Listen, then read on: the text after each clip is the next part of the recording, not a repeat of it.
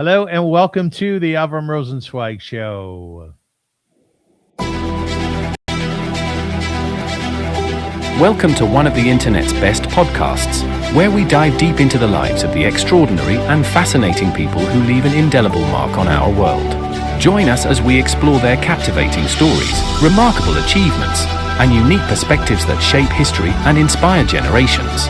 Get ready to embark on a journey through the lives of inspiring people unlike any other.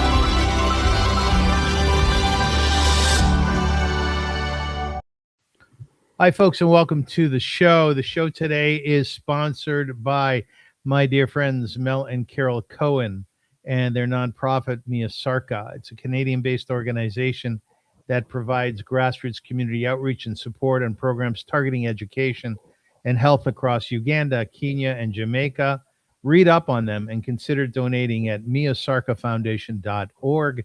That's MIA Sarka, SARKA Foundation, all one word, .org.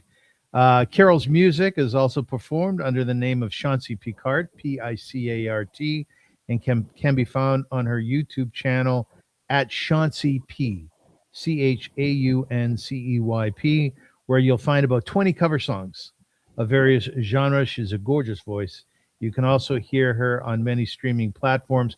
Currently, she's working to create an EP of original material. And thank you so much for your sponsorship. I'm always grateful for that. You know, there are people who write books, and there are people who overcome adversity. And then there are those rare individuals who transform their deepest personal struggles into a source of hope for countless others. Today, I'm deeply, deeply honored to welcome Kris Nolan. Welcome, Kris. Thank you, Avrum. The author of Visible, a remarkable memoir that explores identity, resilience, and what it truly means to be seen. Kris was born with a large port wine stained birthmark, a difference that accompanied him into every classroom, to every friendship, every first impression, and every stage of life. Like so many who grew up feeling different, he wrestled with questions that cannot be answered by medicine alone. Will life get easier? Will people stop staring? Will I be loved? Will I be okay? His parents offered him unwavering love, but there were few people who could tell him what it was actually like to live this journey. There was no online community, no social media, no roadmap, only the quiet challenge of discovering his own path. Years later, through travel, relationships, setbacks, and personal growth, Kris came to a profound realization. While the world offers information about visible differences, it says very little about the emotional landscape of living with one, the hidden struggles, the resilience it demands, and the extraordinary empathy that it can cultivate. His book, Visible, gives voice to that untold story. It is not a medical guide, nor a cosmetic manual. It is something far more powerful, an honest testament to courage, to vulnerability, to identity, and the quiet strength required to live openly in a world that often judges by appearances. Today, our conversation will reach far beyond birthmarks. It is about every person who has ever felt different, overlooked, or defined by something beyond their control. It is about self-worth, acceptance, and the remarkable freedom that comes from embracing who we truly are. While a port wine stained birthmark is visible on the skin, its greatest story is often invisible. The lifelong journey toward courage, belonging, empathy, and an embracing one's authentic self. Rather than seeing his birthmark as an obstacle, Kris eventually described it as a teacher. Ladies and gentlemen, please join me in welcoming a man whose story reminds us that our greatest differences can become our greatest gifts. Welcome, Kris Nolan. Thank you for having me, Avrum. That was amazing. Yeah. So cool. It's so nice to meet you. You know, part of what's nice to meet you is you're Australian, right? I am indeed, yes. There's something so cheery about your culture. You're very upbeat folk, you know? Yeah, we haven't got a lot to be too upset about, you know. It's a great place to live, and it was a great place to grow up. But now you're in Bali. You're in Bali now, right? Yes, now I live in Bali. It's a beautiful place too. It's very quiet and peaceful where I choose to live, and has great waves, and most importantly, warm weather, which is what really drove me here. So I enjoy being in the close to the equator and be more productive. Oh, so you like the heat? I like the warm bones. I like to be able to get up at 2 a.m. if I feel inspired to do something, and not need to wrap on 2 or 3 or 4 layers of clothing, or, you know, and I don't like the winters in Australia. I know they're only like 6 degrees in the morning and 22 at the middle part of the day, and whoever says that I don't like the cold says that's not cold. You don't know what cold is, Chris. But you get used to it, right? Like, so our summers are really hot, and you adapt to the winter, and it's only, you know, it's only really light and workable by 9 or 10 in the morning, and then it starts to get dark at 3, and by 5 o'clock it's completely black. So I don't know, like. I know, that's my life. I know you've heard about the weather in Canada, I'm sure, right? Well, I've been to Toronto and Montreal. I've seen a bit of it, but yeah, it's very, very, very cold. Way too cold for my world. Yeah, but I mean, if you don't come here, you'll never have the opportunity to build a snowman or to throw a snowball at someone's head. That's true. That's true. Which I'm Anyways, sure I'll. I want to thank you again for being my guest today, and I'm fascinated by your story, and the fact that you wrote a book to me is everything, because I've been trying to write a book for many, many years. I've started about 10 of them, and you actually set about writing one. It's called Visible, and completing it as well. What was that process like? One of the most amazing experiences to achieve, one of the most grueling and intense experiences to live through, especially because of what I was writing about. However, incredibly cathartic at the same time. I never realized when I sat down to write the book at the start of last year that I would spend so much time during that process crying. And I came here with the intent to do that. And so I could be quite disciplined, methodical, and I basically would be up at 3:30 in the morning, meditate from 4 to 5, and then I would start at 6, and I would write till about 12 or 2, because that was my most creative time.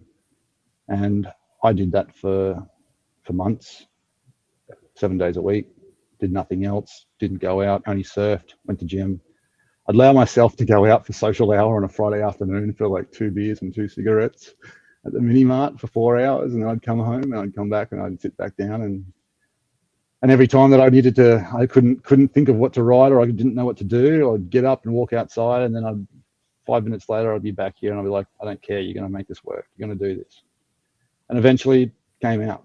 And the process of writing the book, like the joy of going back and learning all the stories and reliving and working out and actually doing the introspection on just what it actually meant for all of those stories and parts of my life, and what did I really learn from it all. And then seeing actually a bigger picture of form of how my life evolved was incredible to learn about, even for myself, to sort of put it all together.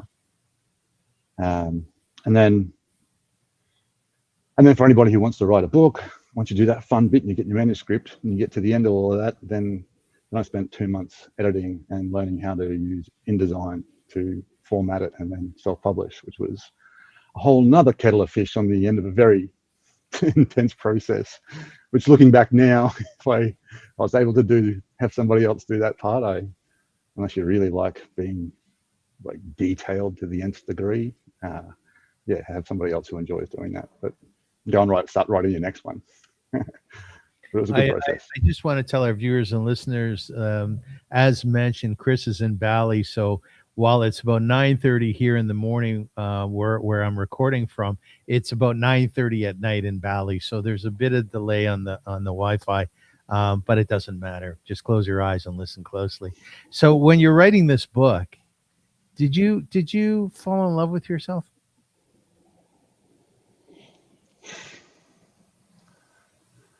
What a cool question.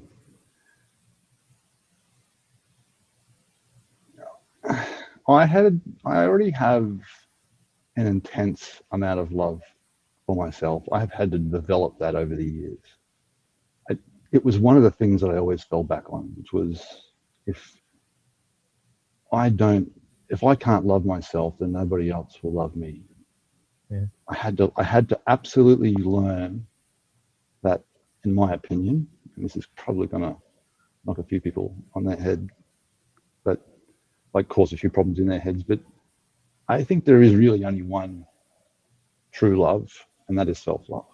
I think every other aspect of love is a version of that only can be transmitted once you have self-love. Because I'm not going too spiritual or anything, but in my worldview, we are all one. And the only way to love another is to love yourself, because by loving yourself, you actually love others. And so writing the book was not I didn't find my self-love or increase it. I got to see moments that made me happy and relish who I was, what I went through, and who I've become. Not in the book. So, You know, when I think about you, your life, when I was doing research into you, I mostly I thought about you as a little boy. And I'm projecting here because when I was a little boy, I was very, very lonely. My parents weren't effusive. They didn't emotionally connect. They weren't of that generation. It wasn't part of their discipline or their makeup. So I was really, really alone. And inevitably, you know, when you're interviewing someone else, you project out your own experiences and feelings. You were born with a port wine stain on your face, and little kids are not really or cannot be really empathetic and friendly and nice. So I was wondering what it was like for you as a little guy. before the world met me, Yeah. it was amazing. I had a few friends. I mean, we lived in a very small suburb on the outskirts of Rockhampton, and I had a few friends. There's only a few houses in the area, and life was what it should be for a young kid. It should be the Australian outback, running through, creating forts, climbing trees, finding treasure, hot sun, burning your feet on the bitumen road, Yeah. all of that stuff. And that was exactly what it was. When our parents went and met the neighbors and met the children, and then they were like, hey, this is Kris. Hi, this is such and such. And then they were like, Kris has a birthmark. And the other kid would be like, do you like Tonka trucks? Yeah, cool. Okay, let's go play Tonka trucks. Yeah, right. Right. That's what it was, right? And so the next first couple of years were amazing. So Nala's in for the run. The first couple of years were amazing. And then when I finally actually went to school, that was when I realized that I was different. And that was when things got hard. I can't even imagine.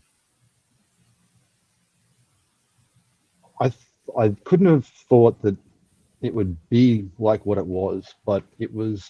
And I find it strange because I feel like there's so many people who I've talked to who didn't have the same experience that I had. Especially there's a UK guy that I interviewed. He was like, "No, my life was great. I lived in a small town. Everybody knew me." I didn't get that. I got the opposite. I got you're different to us.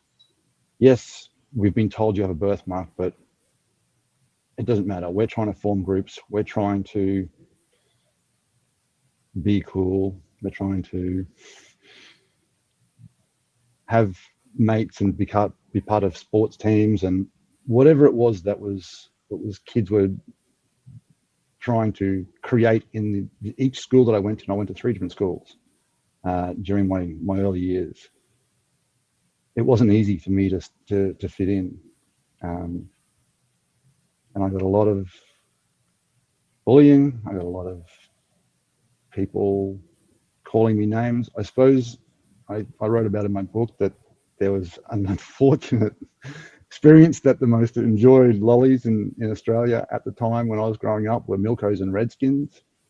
And it didn't take long for the kids to connect the Redskins to that. So that became one of my nicknames when I was growing up. And that was hectic. It wasn't that it was a really bad name in terms of a lolly. It was just that I was the only one in my school getting nailed to a tree for something that I had no control over. I had no ability to prevent it or stop it. And I had to just accept that this was a part of what I presumed was going to be the rest of my life.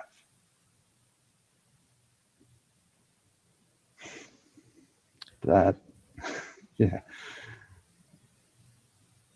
I mean, I could tell you so many more stories. Where do you want me to? I love stories. But I want to ask you, remembering back to school, there's always a kid in class who's a really decent kid, who's was raised really well at 5 or 6 or 7 years old. Did you have someone like that in your class who just didn't see the birthmark, who just saw you?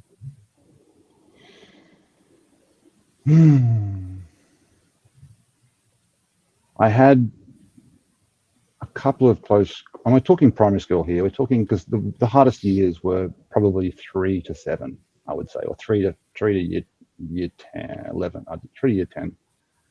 So I didn't have the best friend. I had a couple of friends who were, like, one guy was unique because he was, this is going to sound strange, but he was dark-skinned. He was the only dark-skinned child in the school, and he was in our class, and he and I connected because we stood out. Isn't that interesting? Right? Like, do you remember his name? Reggie, yeah, like a Reginald or something like that, but Reggie for short. He was a good kid. He was a great kid. Yeah. He was, and he got it. He understood. He didn't see me. He saw who I was straight away, and I didn't get a lot of that until I got a little bit older. For people to actually start looking past my birthmark and seeing who I was. There was few in my last years of primary school weren't the most enjoyable, and then starting high school was another whole kettle of fish. But you're getting older, and some people have come from the other school, so you're not as new, but you're new still. It was a 2,000 child school. I was still experiencing trying to learn how to become a young adult, trying to work out what I wanted to be, like in terms of what classes I wanted to take and what direction I wanted to learn, and how was I going to fit in this new school. And I wanted to, be a part of sports, but I didn't make the teams, didn't get the picks from my previous schools. I had a more creative desire as well, so I kind of let that go because I didn't fit in with the kind of blokey bloke kids kind of school. I don't know if we have a term for that in Australia. So I sort of ended up going down the line of more academic and creative style debating and photography and music and arts and stuff. I was looking for belonging for that last 6-7 years at school. I had to leave. I had to come home from school and go to my local park where I found my passion for skateboarding and met a couple of guys from another school, the public school, not the private school that I went to, who, when I met them in year 8, and we're talking like down at the bowl every afternoon, 4 p.m, and then turning up at 6 a.m. to skate an hour and a half before we went to school. And they were doing it too, right? So there was 3 of us who were that focused on skateboarding. And after the first couple of times, they were like, we're obviously seeing only 3 people at the ball. We're like, what's your name? What's your name? Cool. What's on your face? It's birthmark. Cool. Can you skate? Yeah. Yeah, Let's go. That's cool. Yeah. That's it. What tricks can you do? Okay, let's go. You know? And then it was on for young and old. And that was the first time I ever felt like somebody, like I found a community. I actually belonged to something. How was that for you? Oh, it was the best ever. I had wanted to be a part of something for so long, and I just never found it at school with the people that it was, because there was you're seeing them all day long and every day for that year, and everyone's competing to be better and to be full. But when we got out of that school environment and I went to somewhere where we were just there because we wanted to be there and we were doing something that we wanted to do, it meant that the driving force was the passion and nothing else. So I found my community. Did the skateboarders, did they have your back? Yeah. So I could tell you a bit of a story about. Yeah, go ahead. In primary school in year 6, I talk about in my book, there's always one guy in school that you don't mess with, right? Yes. So he's in year 6 or 7. I'm in year 5. He's a year older than me. His name was Seamus. I turned up at the school. I think I'd been there 8 months. I'd already found out that the guy that you don't mess with was Seamus. Short, little Irish kid. We'd heard stories that he had to take pills to calm himself down. That was like the schoolyard like gossip. And the narrative in school, right? Yeah. This is like, oh, you heard this, oh yeah, he takes pills. He's crazy, man. He's crazy. Like, anyway, he used to pick on me, and I did my best to always be out of his way and to not have him. But he would scream, "Redskin," across the schoolyard, and everyone looked, and he'd just knock into me and send my books flying, and whatever he could do to be mean. And then a couple of years later, probably when I was about 15, so we're talking like grade 9, 10, 11. Anyway, down at the skateboard bowl now, they've been down there for a number of years. Got 30 skaters that all know me, that I've been skating with, because we've been skating there for so long, and skateboarding has really picked up at this stage. This is mid 90s, and it's all happening. And randomly, Seamus turns up at the bowl. A couple of years later, I haven't seen him for 2 years. He remembers me. I come off my board in the bowl, and he runs down and grabs my board and then stands in the bowl and does what they call a Humphrey, which is where you stand and you shoot the board out of the bowl as high as it can. It goes up and it lands and usually hurts the board. Chipped a massive chunk out of the top end of my skateboard. And I was like, this is Seamus. I'm not gonna deal with this. Like, I don't need this. This is not how I roll. So I go and pick up my board, and he's already on me. He's already coming at me. And I thought, how long am I going to do this for? Right? Like, I'm bigger now. I'm older. I need to start not letting this be a thing. So I just decided that was my moment. I stepped forward and just threw a haymaker at him, knocked him down on the ground, and then I realized what I'd done, and I was like, I don't want this guy to get up. He takes pills to calm himself down. So I ran up and I kicked him in the guts and knocked him on his back. Right? Yeah. And I thought, that's it. I've sorted this out. Some random guy walking past the bowl, 18-year-old, new to the community, not a skater, no one's seen him before. He's looking at this going on. He's thinking, because I'm taller than Seamus, that I'm the guy picking on Seamus. He comes down the bowl without understanding anything and just hits me over my eye and splits my eye open, right? Knocks me down in front of all the skaters, and then just says something like, you shouldn't pick on younger people, and then walks off. That entire skate group hunted him down and looked after me, had my back, just for that, just for knowing that you don't mess with one of us. Yes.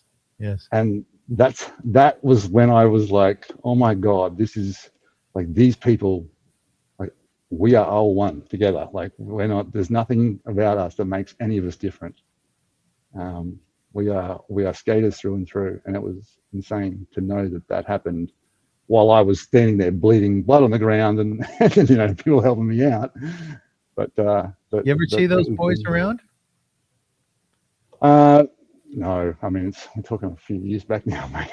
Years ago, the two guys that I started with in the beginning, the two original guys, we've crossed paths a couple of times over the years, earlier on.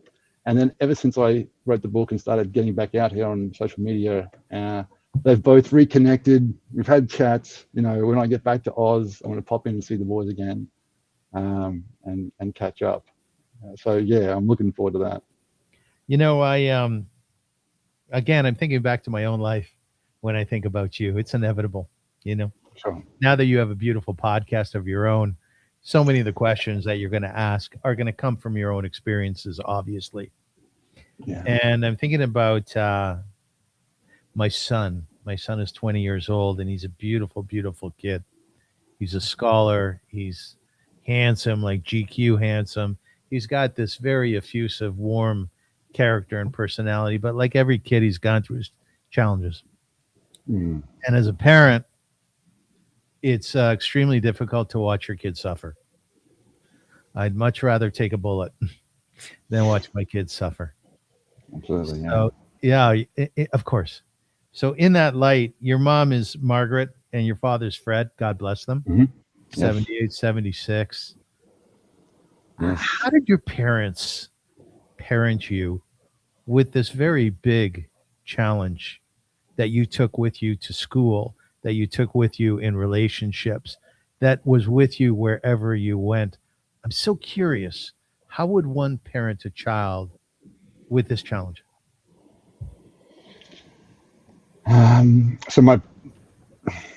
Good question. I love talking about my parents. They are amazing people, phenomenal. They must be.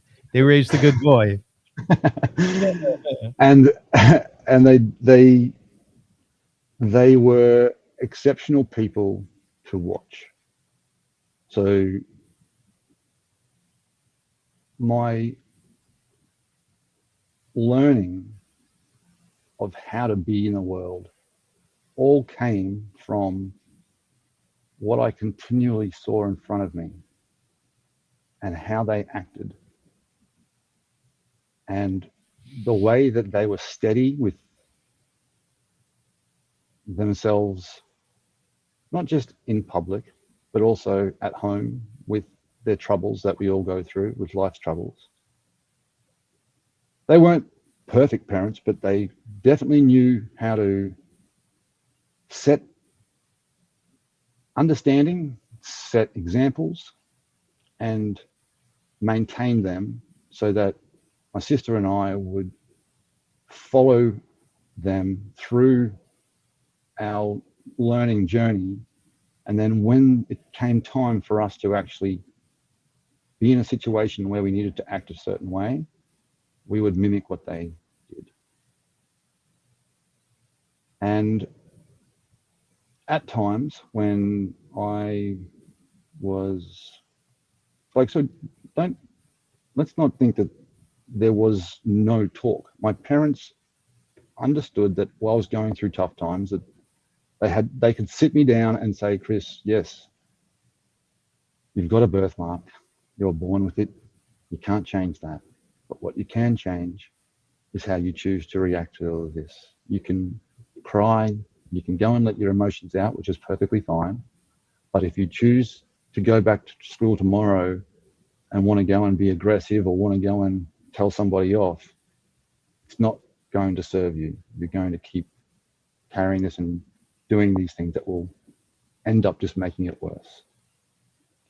And you can be told that, and you can do your best to not react. But we're young, and we still do. We still react, often badly in the moment. But I knew the right way to act when I was capable of doing it. Mm-hmm. And a lot of the lessons that I learned from my parents were taught through my parents teaching me things. My father spent a lot of time, because he's an engineer, mechanical, electrical, computer engineer, extremely, incredibly smart man, who understood the value of imparting his knowledge to me, but at the same time using it to teach me to become a better human being in terms of how I approached the world, how I responded to it. We're talking things like, it's not just when you're about to saw a piece of timber with a handsaw and how your grip is and where your eyes are and what you're looking at and where your first forefinger is to give it the guide to start the pull back on that. It's, Kris, I want you to be aware of what's around you. What's going to happen when the timber drops? What's underneath you? What's happening in the room? Where's your breath at? How's your body? What's your stance? All of these things created intense awareness and perception. And through every single time that we were being taught something. And I was, at the time, not particularly happy about it because I wanted to go skateboarding, but every afternoon after school, I'd have to stay home for an hour or two with Dad and work on a project before I could go. If Dad happened to be home. If he was busy, yes, go on skateboarding. But many days, of many weeks, of many years, I was under the car pulling out a clutch. I was behind the washing machine working out how to rewire it, how to pull out the drum. I was soldering circuit boards at age 6 or 7 on computers. It didn't matter whatever it was, we were doing it. But we were doing it and learning, but also learning many other aspects of how to exist. And that carried through into all of my experiences with people and how I learnt to evolve from reacting to eventually responding to what I went through in my life. How much must you love your parents? My gosh. It's not even possible to say. Not and possible. my mum, I just want to say my mum's an absolute angel. It's very rare that you meet somebody in I've never met anyone like her, but she has that insane ability to just always know exactly what needs to be not said, more than said,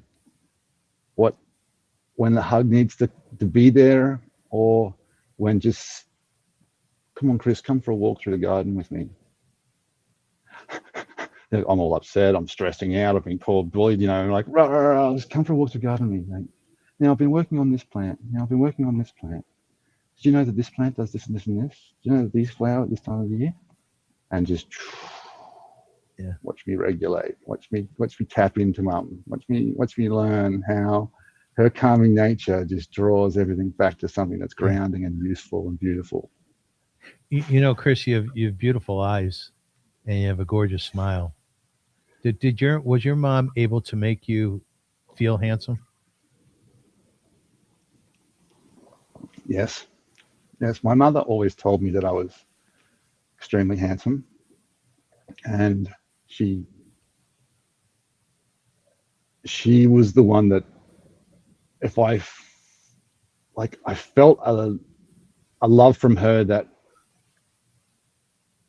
is that, I don't know how to explain it. It's not that it's different from Dad's love. It's just Dad was the practical, educational, right? But he's a dad. He's a dad, of course, right? So, but the emotional feeling of love, just the warmth, the fuzziness, all of that sort of stuff. Yes, I got that from Mum, and it made me believe that I would be loved.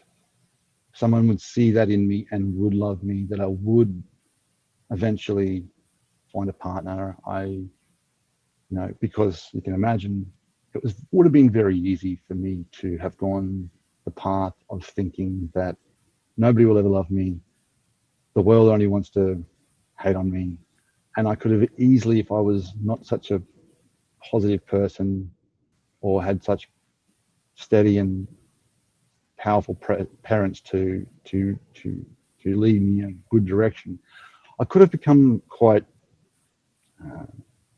introverted and sad and depressed after many years of growing up with my difference. But it didn't work out that way. I felt love from my mother, and I felt a lot of love from my sister.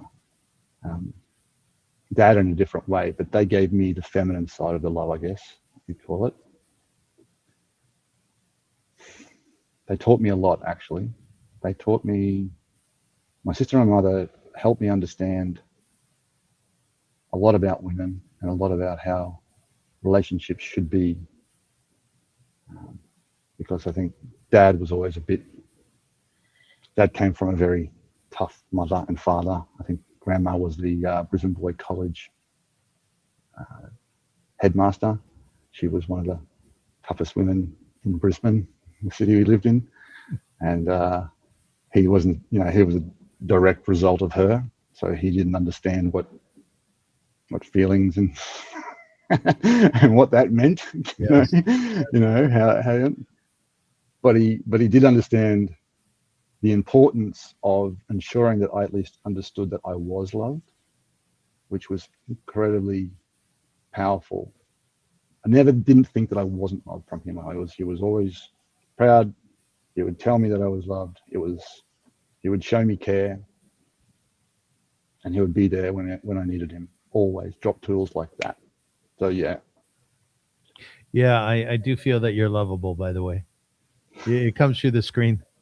Something very important. You're going to learn this for your own podcast and for the dissemination of your book, because that's what your job is today, right? You're working on this.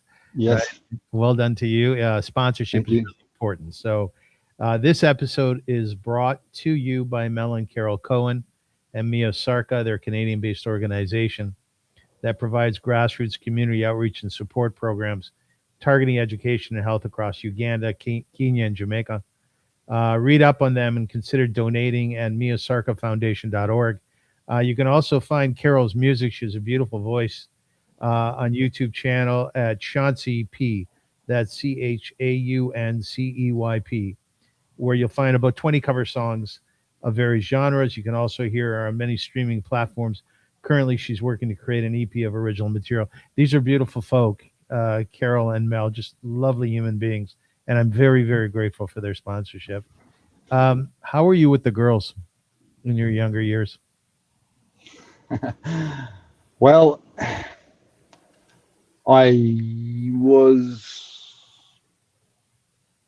not particularly good with the romantic side, because obviously I was not what young girls were looking for, but what I did become was the best friend of many girls, because I learnt to sit down and take time to actually listen to what they had to say. And in doing that, that meant, after spending a lot of time talking to a lot of different girls about their partners, their boyfriends, and what they were going through over the 10 years, actually worked out how to give good advice, and actually how to help them give the guy perspective of what they were thinking. So I ended up having a great time, just learning how amazing women are from a very young age, and how they see the world and how they think. Not that I could ever expect to think that I would fully understand them, but I got a bit more than I think most younger guys do, because I spend a lot of time with girls. Who was your first girlfriend? My first girlfriend, in the book, her name is Sienna. I've changed the name. I'm not going to release that. But My first crush was a girl named Shanae. She was the first girl that I was astounded by, like taken back when I realized that, oh my God, girls can be absolutely more than just friends. They can give you warm, fuzzy feelings that and do other stuff. And you're like, wow, she's insanely beautiful. And that didn't quite, I was good friends with her, and we even spoke not so long ago about, we reconnected after 30 years. And we talked about our first crush to each other, and that was really nice.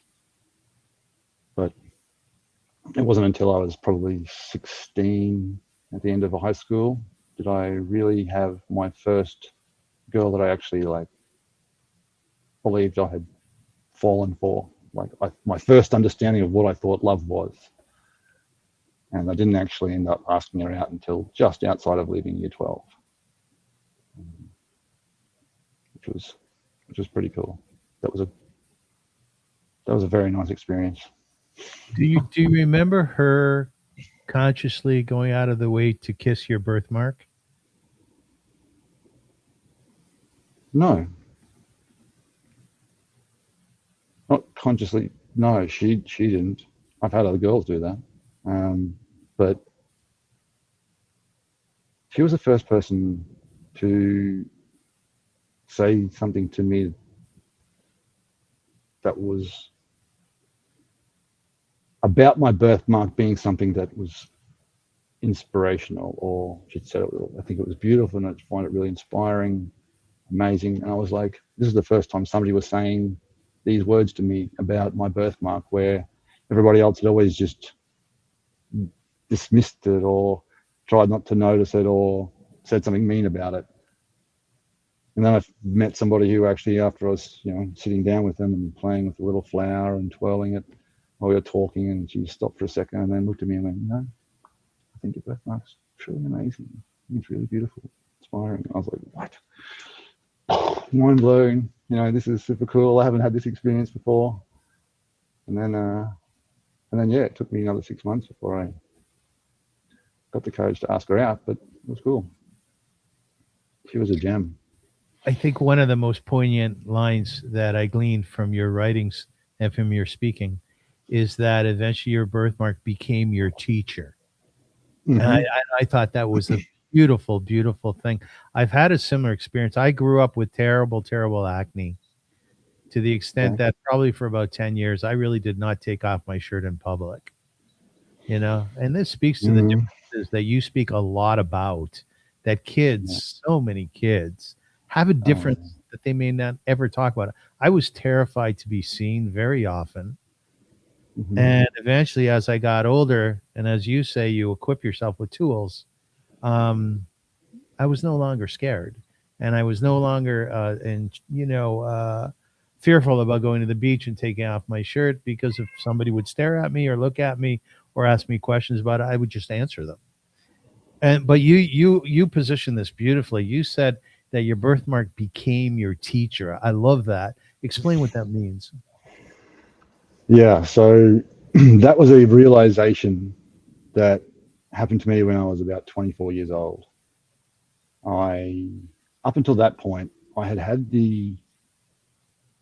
had experiences where my birthmark was honing skills that I wasn't aware of, but I was getting better at them. I wasn't in corpus mentis as to what exactly was going on. I hadn't really reflected on it, but things were happening. I was becoming better at reading people, able to understand shifts in energy in the room. I was able to, the nuances in their voices, different things that went on that these experiences I was having were actually shaping my skill set. And then as I got to leave school and start traveling the world, and I experienced, all right, like everyone does, and every Australian does, I go and travel the world and have experiences and meet new people and enjoy what's out there. That was so beautiful to do that, and to have these novel new one-on-one experiences with people where I was no longer wanting, the birthmark wasn't so important anymore, but it still it still dragged. I was still carrying these coping mechanisms, walking into rooms, still bracing. I didn't want that to be the case. I thought, how can I have these amazing experiences without carrying all this armor that I've had to carry to survive for so long? I shouldn't need to do this. There has to be a way for me to exist in a world where I don't need to carry that any longer. I don't need to put all this mask on, this armor and just survive. And I got really, really tired of it about age 22 and 23. And I was like, I've had enough of this. I've got to find a better way. And so I started to try and, try and prepare myself before I went into experiences. All right, let's have a positive outcome. Let's think about what you want to talk about, or let's actually try and visualize yourself leaving this room walking into this room not feeling like you need to brace, like you can actually feel good, and you'll leave feeling good. And it didn't just happen. Like it was slowly me thinking that for a year or two, and then at one point when I was 24 in Florida, I walked into a nightclub, and as I went to reach for the handle, for the first time in my life, a thought popped into my head. And that thought said, what if this time we don't brace? What if we don't hide when we walk into that room? What if, for the first time, we walk in, we stand tall, and we look back? What if this could be a filter for me to work out in that crowd of people who look at me, who's genuine, who's authentic, who's the person who's going to look back at me and smile rather than look away or double take or pull a funny face? Who's the person who's going to smile at me and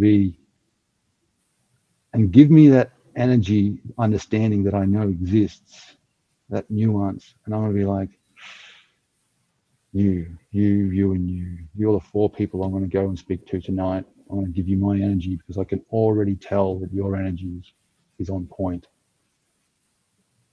And so when I opened the door and I walked in, that's what happened. And that just changed everything in one moment for me in that part of my life. And that's when I realized after that my birthmark wasn't something that I had to hide from. It wasn't something that had only created challenges for me in my life, but it had been something more than that. It had been actively helping me learn. And that's when I realized that it had become my teacher.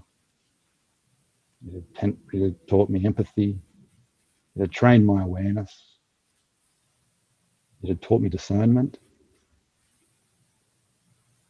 How to read people, how to be in spaces, and how to actually not fear myself, but learn to show up with who I truly am, rather than trying to hide behind something. Yeah. You added to that you actually today, you said, I like when people are looking at me today. Yeah, that's why I shake. Well, walk me through that. I'm fascinated by that. You're like, why I enjoy that now? Yeah. Like you went from a place where you probably dreaded it. Oh my God, absolutely. I would wear hats and try and cover up my face when I was younger. I would walk into a room and slip to the side and try and go around the back so I wasn't visually seen, And it just, all of that was because I was trying to minimize the awkwardness that exists when you have a visible difference, and when people don't understand what they're looking at, and they naturally respond to you or react to you in more often than not a less kind way than you'd like. And so after a very long process of going through thousands and thousands of experiences like that and doing what I could to prevent it, when I finally got to a point where I actually accepted the birthmark and realized that it has so much more to give if I just let myself be me without it being in front, but actually let my personality come forward, then I started to realize that there's actually more fun to be had by people seeing it and reacting or wanting to come and talk to me or being exposed to it. And that also creates awareness and educates people that the more they see it, the less it becomes something in life to be afraid of or to not have seen and therefore not know how to react. So now I enjoy going out there and I'm getting older, probably losing a little bit of hair at the back of the head, but I love my birthmark being exposed. I love the looks that I get from people everywhere and of all ages. And the most enjoyable now is like little kids have always been obviously the icing on the cake, right? You can't compare just how beautiful pure curiosity and innocence is in children when you go through what I've gone through and then have them just be pure amazing goodness and ask from the heart, from their most heartfelt position of like, oh my God, what's on your face? And you know it's not them being like, they're like, that's genuinely something super cool I've not seen before. And what is it? You know? And so I've always loved, but more so now too, because I can sit down. I'm actually better at it. I can sit down, get on their level, whether at the beach or something, and then be like, hey, it's a birthmark. Do you have a birthmark? And they're like, yeah, I've got one here and I've got one on my leg, or they don't have a birthmark. And then my friend's got one, you know, and then you're like, well, that's cool. You know, and I explain what it is. And then we start talking about other stuff. And I've made 2 new little friends and they're like, that's it. We know what it is now. Do you want to come and, you know, build a sandcastle? Just like how it should be. All right. So, yeah. No, you're magnificent, you know. You're magnificent. Your spirit source, its source. Do you see your birthmark today when you look in the mirror? No, I don't.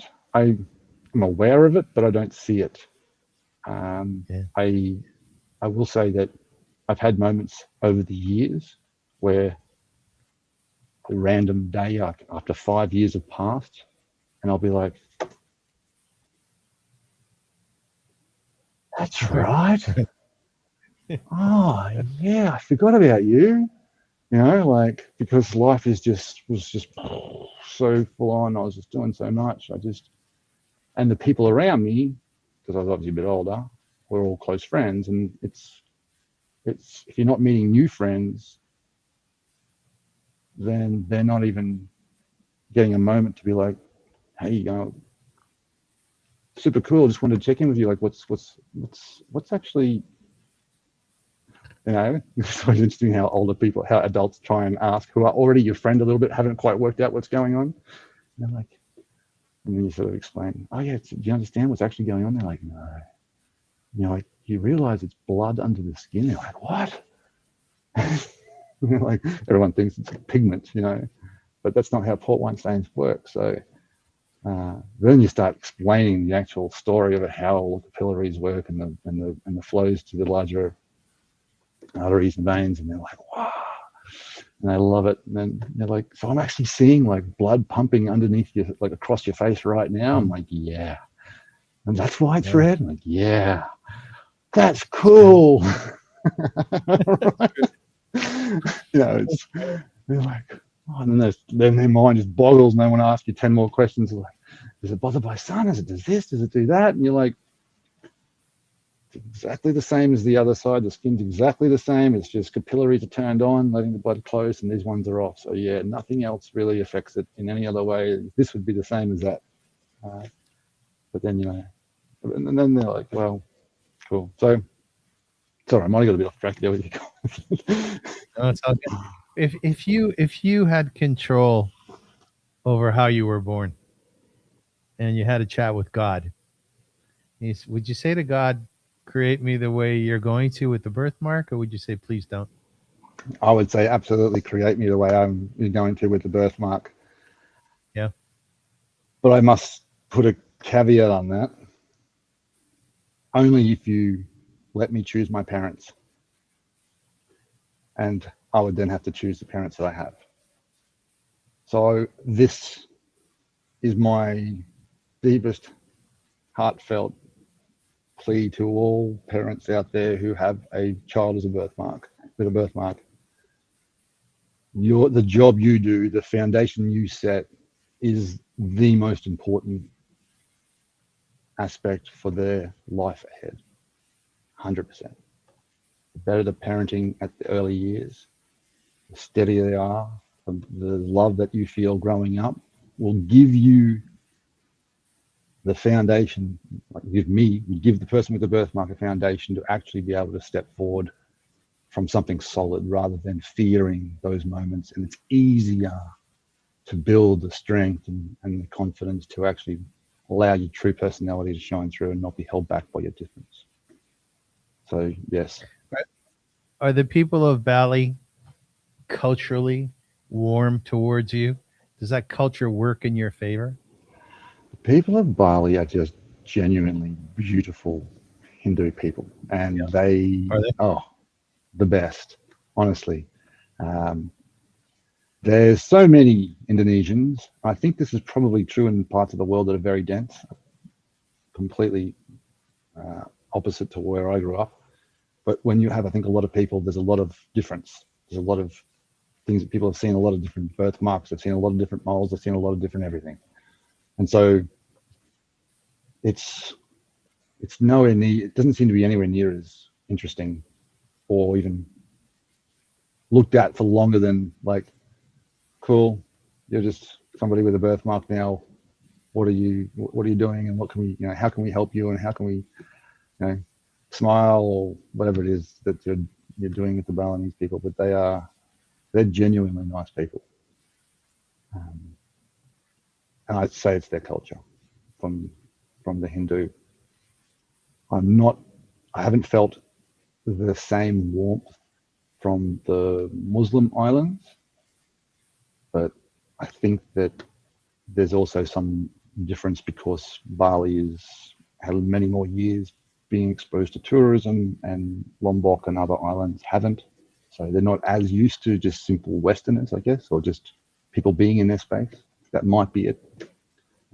But the Balinese people are lovely, super lovely. I also, through my research, saw that in years gone by, that when somebody was born with a birthmark on their face, there was really no discussion about it. Generally, those people would be kept hidden and or do their very best to hide. But nowadays, life is so different because of social media. And I want to show you a picture of somebody. I mentioned her to you before. Yes. You said you hadn't heard of her. Her name is Carlotta Barlotti, and she's an international advocate for body acceptance. And I looked at this woman, and firstly, she's beautiful. Stunning. And I looked at her birthmark on her face and thought, wow, she has done a really good job of getting out there, talking about what it's like to be different, and also showing her beauty through the birthmark. Yeah. Would you agree with me on that? Absolutely. I'm intrigued as to what particular type of birthmark she has, but it's and whether she's had any work done on it, but I think she's beautiful. The birthmark, in fact, in my opinion, actually works for her. She's gorgeous, yes. It works in her favor. I think there's such a, I don't know, it's kind of like the way I like think that my birthmark, having the one side quite red and the blue eye sitting in it, and then the opposite, like there's an effect in that, right? And so There is. Yeah, good point. Yes. there's something about that just makes it. I've met people who have different birthmarks in different places, and yeah, I think when you kind of have, look, they're not better or worse. It's just that mask style effect where something's covered up over half your face. It happens to have it's a very powerful image that we've seen a lot in in cultural parts of culture over the years from many different places. On your podcast, you did an incredible thing. You brought on a woman by the name of Mandy, who she herself has a birthmark on her face. Yes. And you did a really incredible thing, very courageous for her. And I would argue very brave for you as well, because it could have gone sideways. Essentially what you did on your podcast, and I encourage everyone to watch Kris's podcast. You want to shout out the name? It's Born Different, the Unpolished podcast. But yeah, just good name. Born Different. And essentially what you did with Mandy was you asked her or encouraged her to remove the makeup from her face, of which she had been putting on every single morning of her life, not running out the door to work, but spending time in the mirror. And she did this on your podcast. Yeah.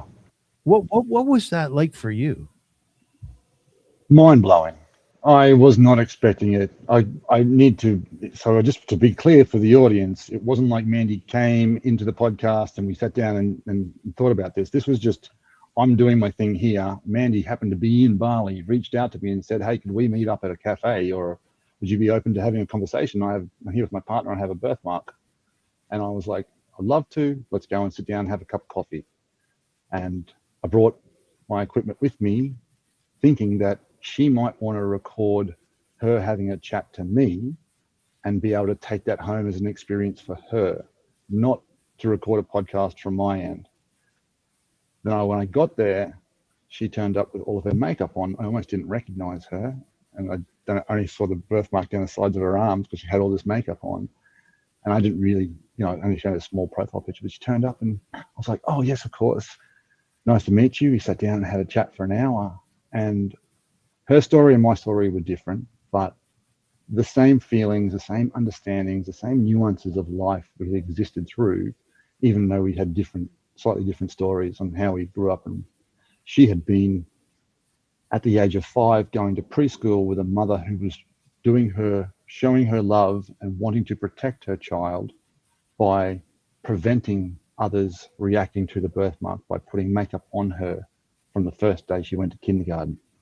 And that kicked off a 50-year experience of wearing makeup every single day out in the world, holding her back from opening the front door without makeup on, never being able to go for a spontaneous coffee or jog around the block with a partner because it would take an hour for her to put it on.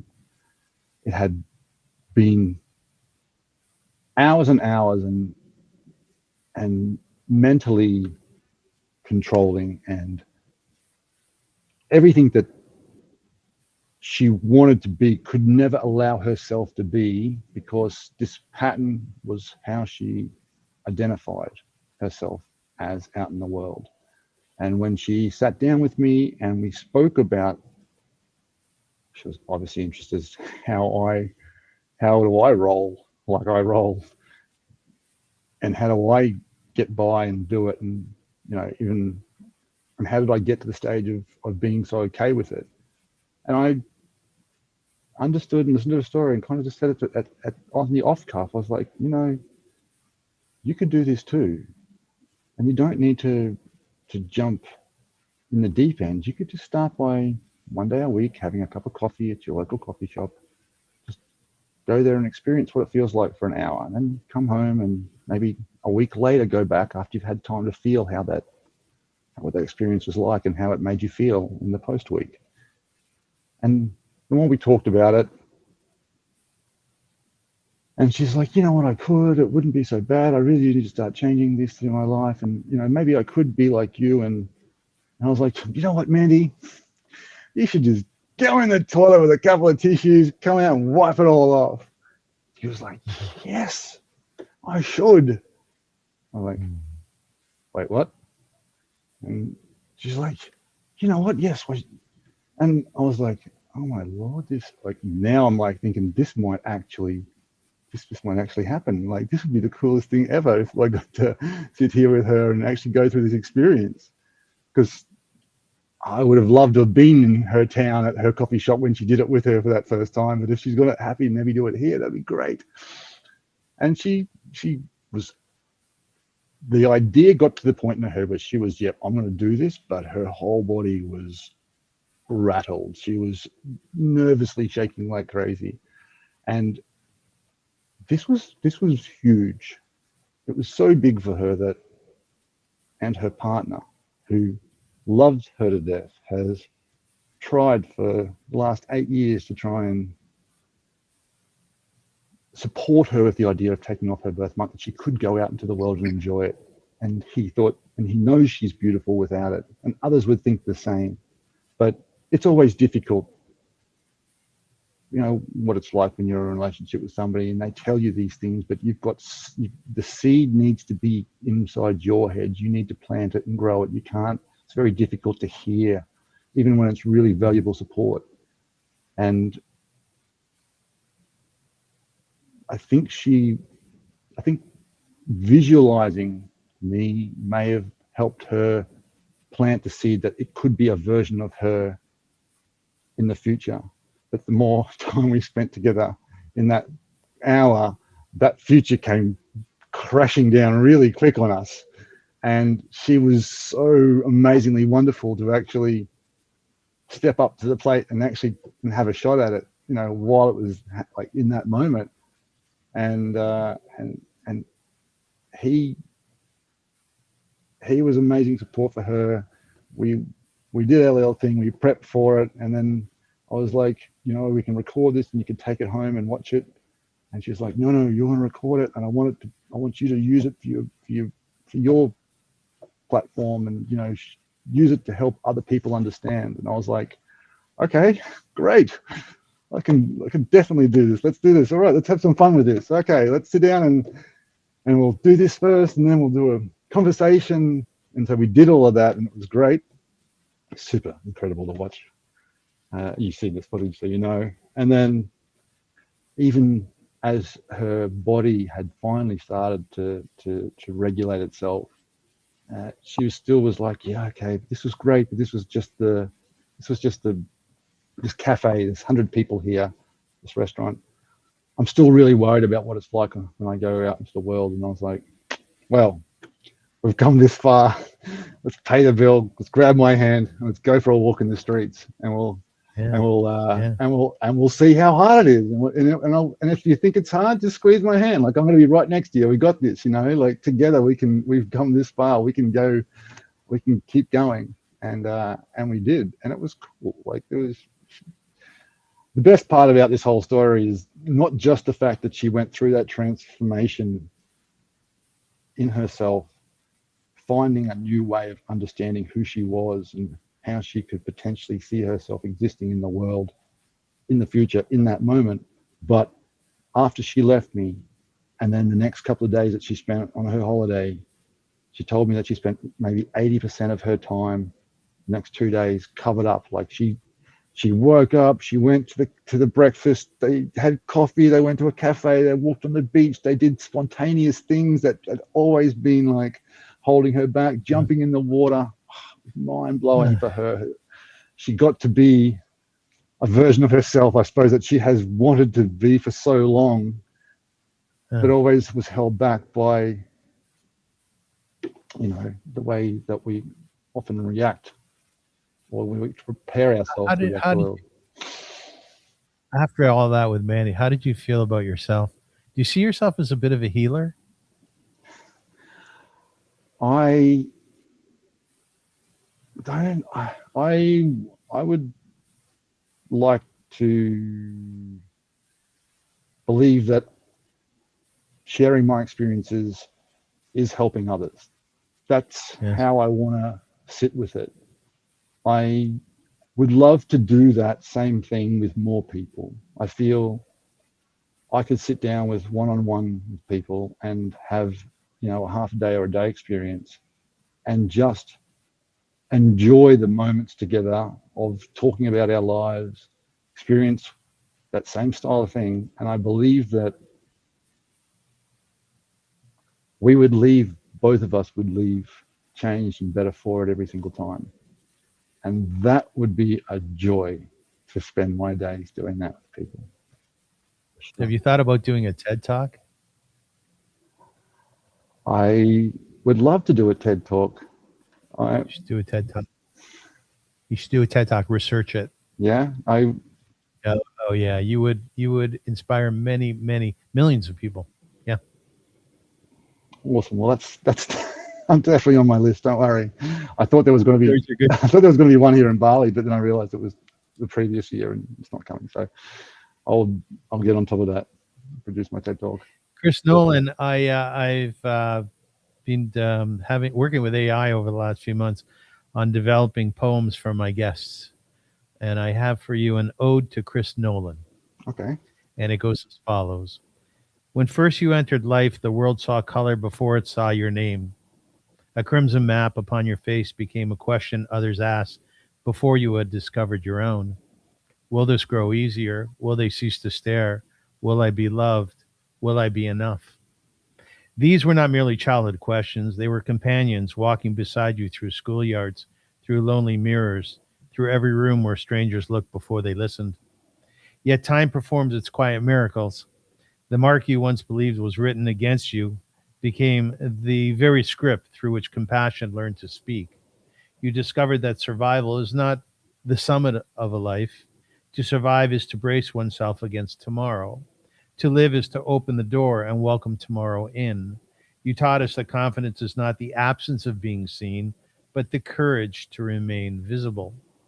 That kindness outlives correctness. That empathy reaches farther than argument.